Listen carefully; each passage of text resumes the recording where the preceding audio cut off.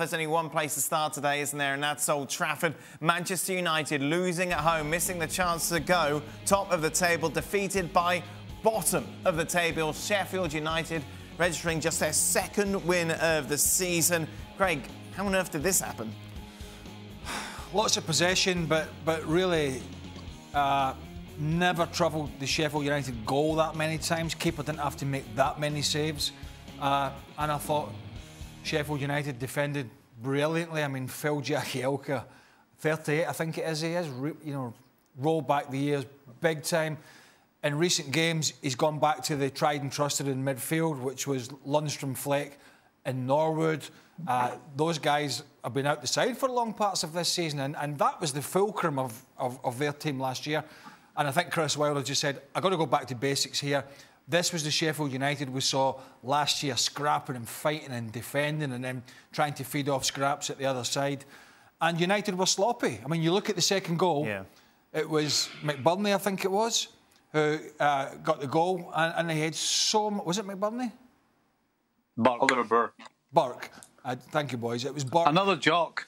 Another Scotsman. Yeah, he had so much time in the box. On two occasions, there was Pogba and there was a couple of other players within 5 yards, and they looked at him, and they were sloppy. So when Fernandes doesn't have a sparkling game, or Rashford doesn't have a sparkling game, this United side just lacks the guile that we saw from Manchester City yesterday. How do you explain that defending for the second goal, Steve? It was really weird. Well, I think in some ways when you play against a team like Sheffield United, who are bottom of the league, you've pegged them back, and you kind of think it's just going to happen. You're just going to go on and get the winner. And so you drop certainly a level of intensity, because as far as quality, it wasn't really there for United. But the intensity was there to get the equaliser. And I think once they did that, there was just a little drop.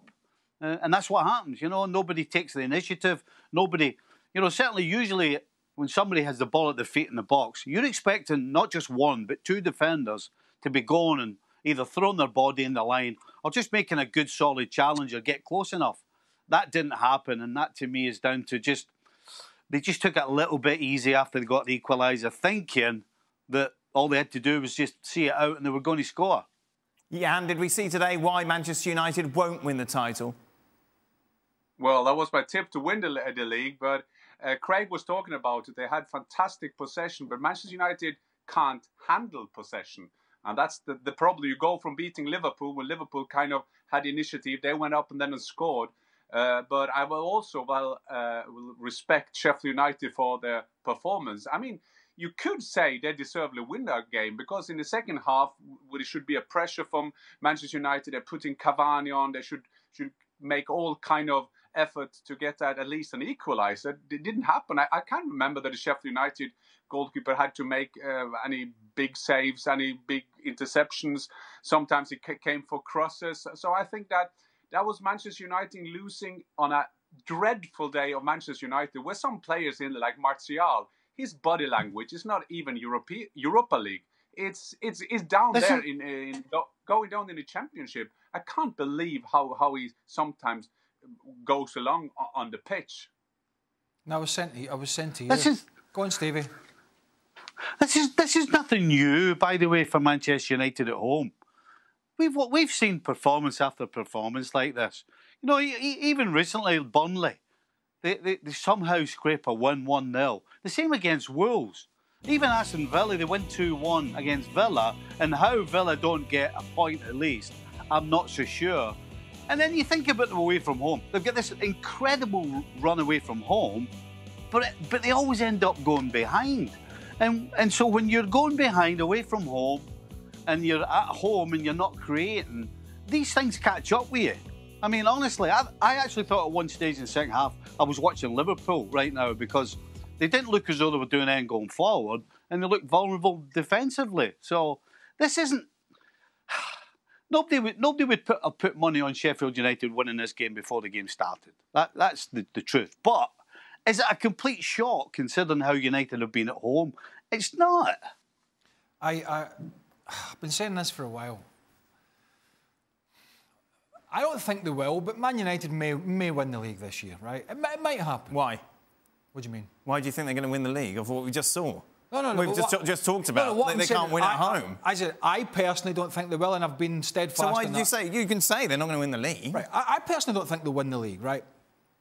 There is an outside chance that them and Leicester might, if Liverpool don't pick up and Man City have even more problems than they've got at the moment with no Aguero, no De Bruyne.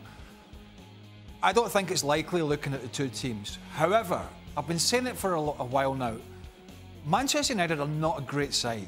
I think Stevie just sort of summarised that in terms of their performance. They're not a great side, but they've been getting some great results, particularly away from home. But I bet... Sorry, Jan, but I bet like the opposite from Liverpool. They're going to have to clean up their home form, like Liverpool were going to have to clean up their away form to even have a sniff. But that's 2 goals. I was saying to you, they've only lost 2 goals, or Sheffield United have only scored 2 goals on 2 occasions in a Premier League game this year, and they're both against Manchester United at Sheffield and at Old Trafford. Now, the pressure has been cranked up massively by Leicester's form, but more so by Man City's form, which has been incredible. We saw it yesterday, the destruction of teams in the relegation zone.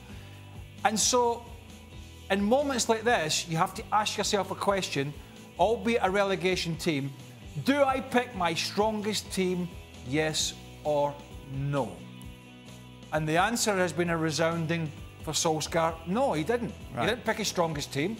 He's taken a risk at a time when they're under the most pressure, as City have gone top. And Jan, they falter today, and yet Luke Shaw has been... And OK, some players might need a rest, but, you know, we're really in the trenches now because teams are piling the pressure on and teams are going on runs, and so I might be a bit tired, but do you leave out Lindelof and do you leave out Luke Shaw and maybe Fred and McTominay and others who have been superb, and I take a chance against a team who have been struggling and it doesn't pay off? That was a big risk to take, I think, bearing in mind what City did yesterday. Yeah. A risk Ole Gunnar Solskjaer has done now for a long period of time. And it's true, if you always come 1-0 behind, away from home, at home he's done it as well and hasn't succeeded in coming back to the game. So, sometimes he was pile up. That is quite clear. But I think sometimes we so-called experts do it a bit easy. Now we do I call it the Zinedine Zidane thing that we always do. When he wins games, we say it's because he leaves the stars alone. If he loses, it's because he doesn't talk to the stars. So I think that the way we're doing it now is quite too easy. He has rotated a team before. He's playing Arsenal. He is playing Arsenal in the weekend, in the next game, away from home. It's normal that you rest some of the players. I mean, there were enough players out there today that they should hammer Sheffield United. And I think that the easy thing is that what they lack of being that top team is that they can't handle the possession. They're not good enough in doing that. And I think that is what will hold them back from winning the league if they're going to go all the way. But remember, we're just halfway into the season, and you have to do something about that, or things will go very much slower for Manchester United, because that luck you can't have all the time. You can call it moral to always bounce back, but you can also say that you're not good enough if you always go 1-0 down. Solskjaer was critical of the referee after the game, saying that Sheffield United's opening goal shouldn't have stood because of foul on David De Gea, and then the goal at the other end in the first half that was cancelled out should have stood because there was no foul on the goalkeeper. By Maguire? Mm-hmm. OK, I think there was a little contact from Billy Sharp, but I think, and my honest opinion is that David De Gea was weak, right, in his own 6-yard box, weak. Never got off the ground, even before there was contact. Never looked like getting off the ground. At the other end, I think the difference is, and my analysis would be that Harry Maguire jumped into the goalkeeper. Right. And that's the difference. Billy Sharp didn't even leave the ground. Harry Maguire jumped into the goalkeeper.